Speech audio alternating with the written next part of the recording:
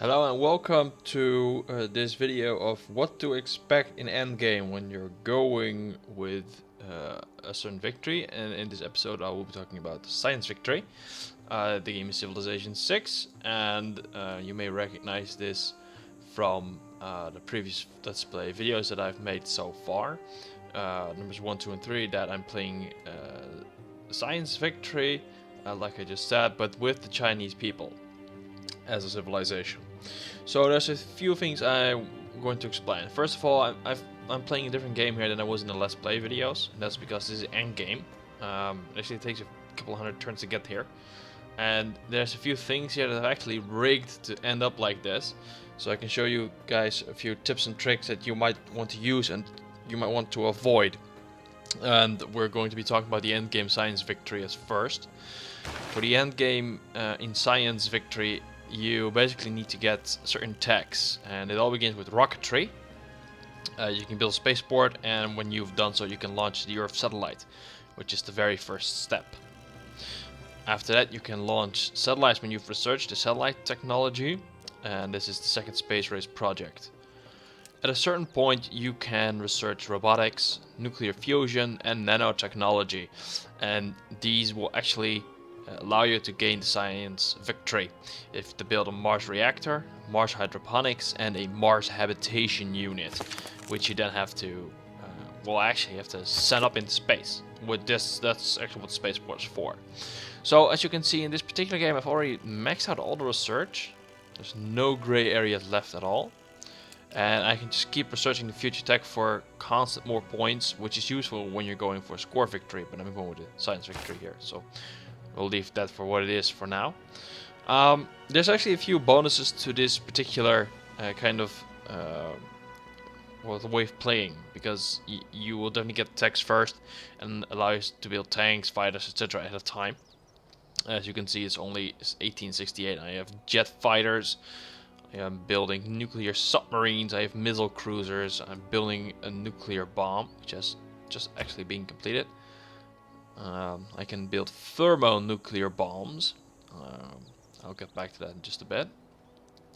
And it also allows you, when you use the space race project, to gain certain culture bonuses worth 10 times your science per turn, which is a very big thing, because if you're going with a science and you specialize, you do not have a lot of culture each turn.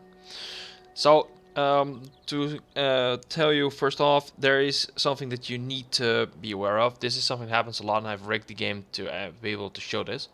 I've played in that kind of a way that it is visible what the outcome would be.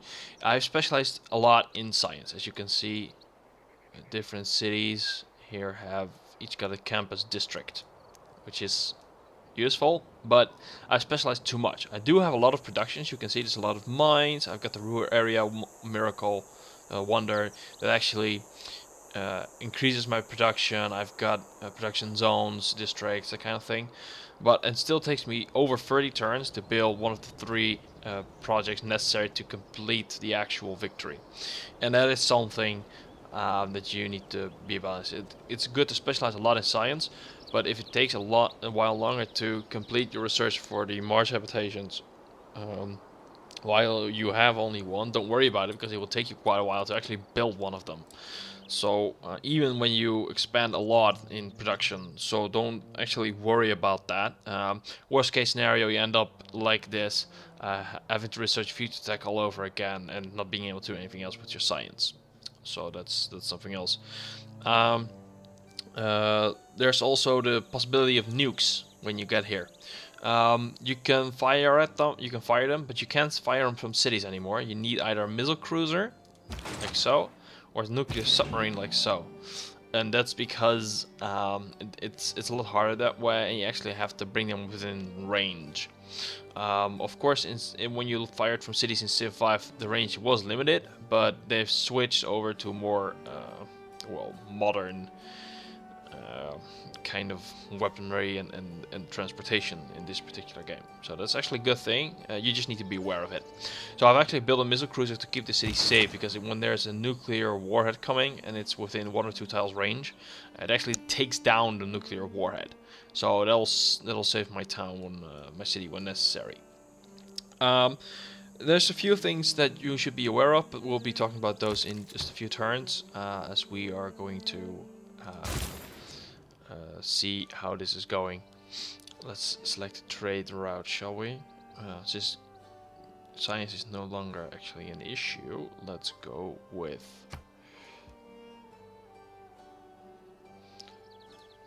Guangzhou. Right, that's my city way in the south. Alright. As you can see, I have a nuclear uranium strategic resource. In order to build nukes, you do not need to have a mine on it. You can use it just like that. So it's actually a very nice thing, but you should be aware of this. Let's see, what can we build? Let's go right here. So you can see the Japanese, for example, are still using spearmen and catapults, and I'm way ahead of them. So I'm actually just guarding my territory and building some planes to be able to bomb any and all offensive units that try to cross my border when I get too close to a victory. That's something that you need to be aware of. When you're getting closer, other civilizations are going to threaten you and form alliances to fight against you. And this is important because you need to be able to defend yourself, because if they manage to slow down your production, it's going to get a lot harder. So it's not like you're completely dependent on it, but it will save you a lot of time if you can keep like the 5 extra mines in the north, because the enemy would otherwise trample them. So there's a difference in between being fucked and just being slowed down a lot. But it can still both happen, so just be aware of that. So as you can see, turns take a lot longer. That's because I've met 9 civilizations and I'm playing with 25. So this will take a bit longer, and also because we're in the end game. So we're just going to see how this goes. In just a few turns, we're going to be seeing spies coming up, asking for tasks that they need to complete, or assignments that need to be handed out. And that is something that we'll be encountering on its own. Let's see what happens this particular set of turns switching.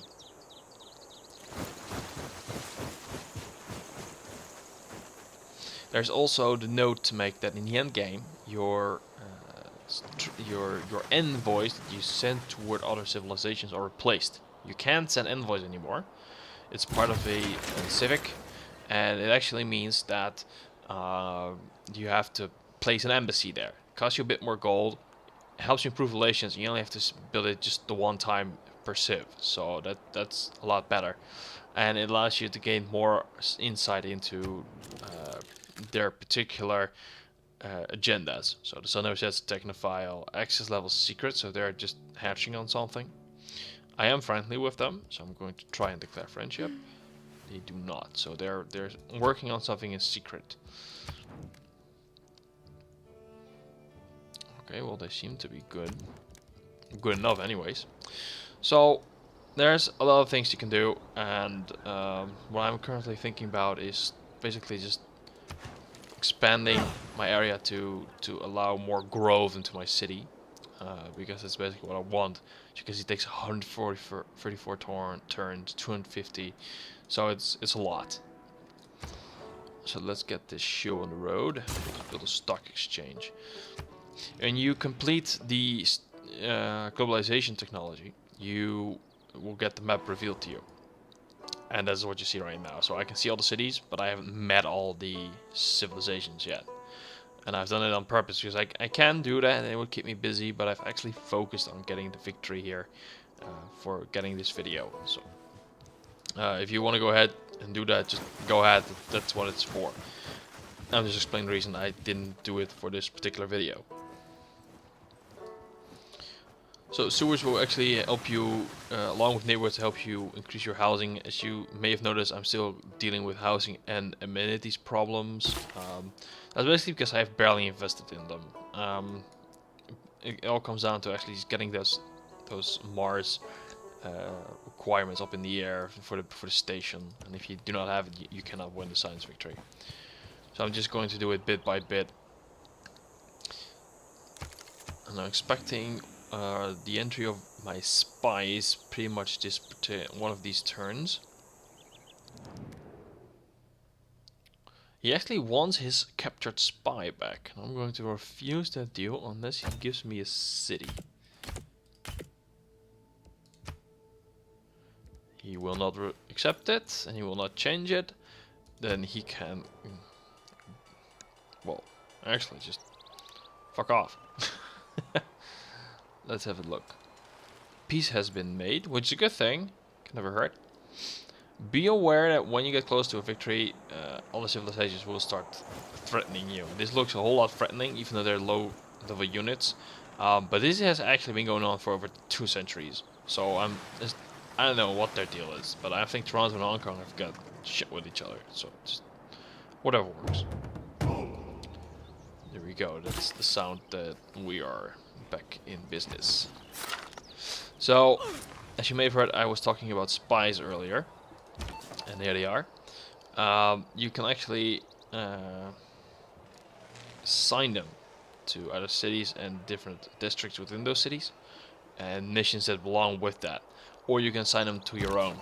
And right now I have 2 of them which are still 5 turns away. So I'm just going to explain them right now because going with 5 turns will take a while. You pick a city and you pick a district, and in this particular case I've chosen for the commercial district because I've been robbed a lot by enemy spies. I was not in time building them when I could, and that cost me a lot of money. I should reconsider. No. There are some things you shouldn't accept deals like that. So when you have a spy in there, it actually counter spies, and enemy spies will have a lot tougher time actually siphoning money or siphoning technology boosts, which have already happened to me as well. So as you can see, I'm not actually guarding my particular campus in my capital city Xi'an, but I am doing so with the spaceport, and that's because if they interrupt my work at the spaceport, I have to start all over. So imagine you needing 1 more turn for a Mars reactor, for which you had to wait 34 turns, such as myself. You would have to go all the way back to the beginning and just redo that particular project all over again. As you can see, it just went from 25 to 27. I think it just went.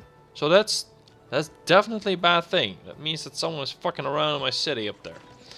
So it's maybe time to actually build another spy. So what I'm gonna do is I'm gonna actually buy another spy in this very next round.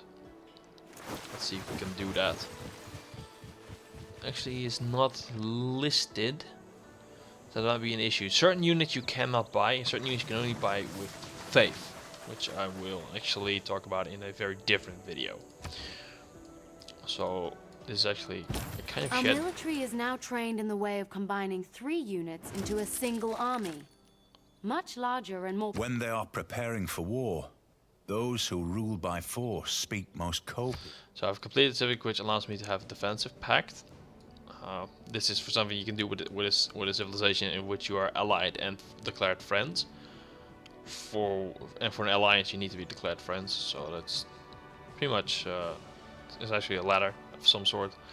Right now, Xi'an to this is something crazy. Taiwan, more production.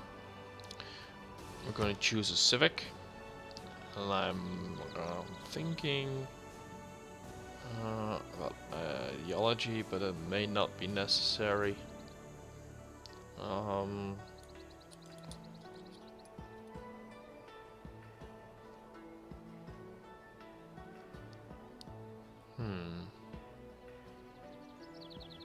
Let's go with Opera and Ballet. What the hell?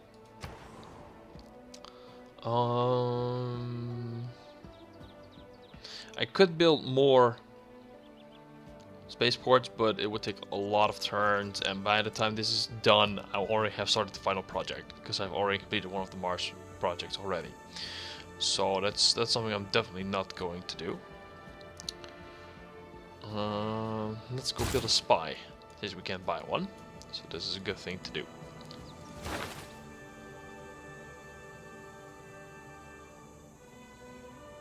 You have to pick a new policy card.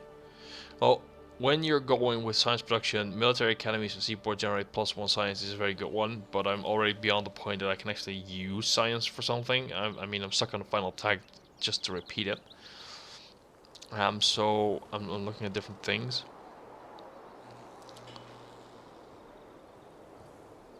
I'm going with this. They have 50% less combat strength reduction from being injured. That might not be a bad idea, even though I'll probably be using nukes. It's still a handy idea. I'm actually considering going Levy en masse because it'll save me a lot of gold. Let's see what happens. Yes. That actually gave us over 20 gold per turn extra. That's a very good thing. Good, I'm glad I did that. So there's a lot of things to actually have to consider here, and we just now saw a pop-up about Army Core, and that basically means that you can put together 3 of the same type of unit together to create a Army Core, and it has a lot more strength than just one, but it does have the same amount of life as a single unit, so that is something to be wary of. And it can be very useful, but I will not be talking about this in this particular video. I will discuss that later in one of the Let's Play videos.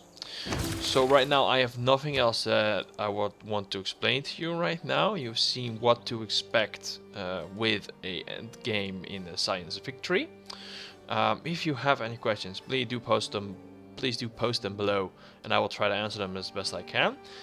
Please like my video and subscribe to my channel. Thank you very much for watching, and have a good one, guys.